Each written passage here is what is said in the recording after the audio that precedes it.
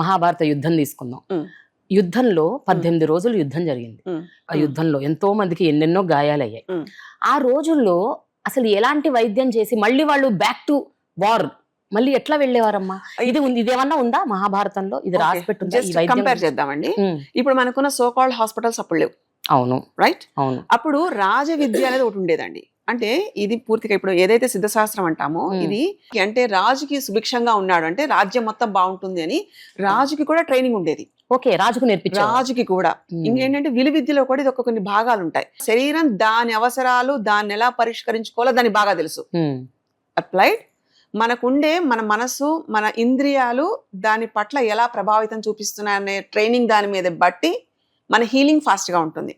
అంటే మనం పడ్డాం అనుకోండి, మహాభారత యుద్ధం వరకు పక్కన పెట్టండి, పడ్డాం, చిన్నప్పుడు పడే ఉంటాంగా, అవును, దెబ్బలు తగిలే ఉంటాయి కదా, స్కిన్ లేచిపోయి ఉంటుంది కదా, మళ్ళీ 3వ రోజు 4వ రోజు కొత్త స్కిన్ వస్తుంది కదా, దీన్ని బట్టి మనకి ఏమర్థమైంది?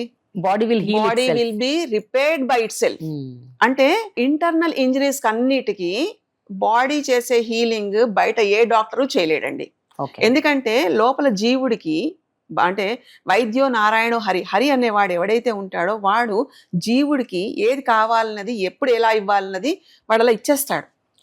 శరీరంలో ప్రతి సెల్ కి ఏది కావాలి, ఎలాంటిది కావాలి, ఏ అవయవం ఎలా బాగు చేసుకోవాలి, లేదా అసలు రోగం యొక్క ఉనికి ఎలా తెలియాలి అనే దాని మీద కూడా, అంటే ఇప్పుడు మనకి శరీరం బాగుంటేనే కదా ఏదైనా చేయగలుగుతాం.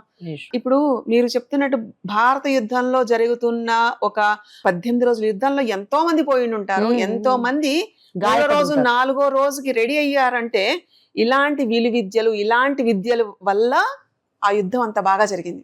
ఇదే కాదండి, ఎక్కడైనా సరే ఎవరిదైనా సరే, ఇప్పుడు మన చిన్నప్పుడే లేదా మన ముందు 2-3 జనరేషన్ల ముందు చూసుకుంటే మనకి ఇంత లేదండి.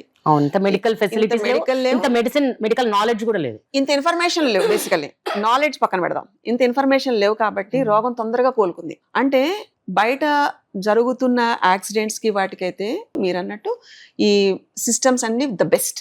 Allopathy no doubt in that. Allopathy ఎందుకంటే we can't go like that. Internal గా జరుగుతున్న వాటికి శరీరం దాని సమాధానం చెప్పుకునేది ఒకటి ఉంటుంది అనేది మాత్రం అందరికీ తెలియాలి. ప్రాక్టీస్ చేయగా ఇట్ నాలెడ్జ్, ఆ నాలెడ్జ్ ని విజ్డమ్ గెయిన్ చేస్తామండి. That's how everything will be like inter connected. అదే ఎక్స్టర్నల్ గా మనకి దెబ్బలు తగిలాయి అనుకోండి, స్ప్రో కోల్పోతాడు అనుకోండి, అప్పుడు శరీరం తను చేసుకుంటున్న కొన్ని ఆపస్మారక స్థితిలో ఉంటున్నప్పుడు మనకు అంత పర్ఫెక్ట్ గా, అంటే ఒక భయం అనేది ఒకటి ఉంటుంది కాబట్టి immediately we have to go. Got it. అంతెందుకండి, allopathy hardly like 500 years, but ఇదంతా కూడా 5,000 సంవత్సరాలు 7,000 సంవత్సరాల పూర్వకంది. శివ సంహిత అంటే పరమేశ్వరుడు పార్వతీదేవికి చెప్పగా అక్కడి నుంచి వచ్చిన 18 సిద్ధ గురువులకి తెలియగా అక్కడి నుంచి మిగతా అంటే మానవాళి కోసం తెలపబడిన లేదా ఒక అద్భుతమైన అవసరమైన నిత్య పఠన గ్రంథం అని చెప్పచ్చు నన్ను అడిగితే.